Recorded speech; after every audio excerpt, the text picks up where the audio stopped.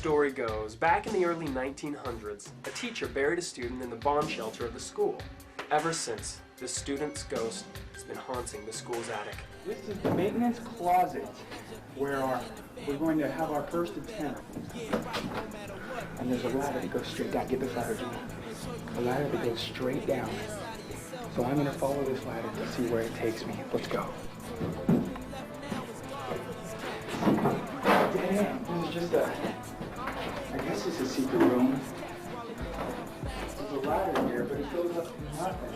I tried unsuccessfully picking the lock, and that didn't work after about 15, 20 minutes of trying.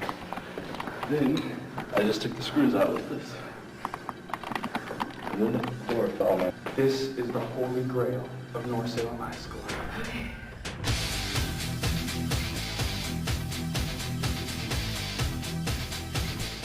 Says fence percent North Salem High School 82462. It's to all that find this note, leave it or be cursed. We've come to a door that has been cemented off. So many mysteries down here, and there's just not enough time to figure them all out.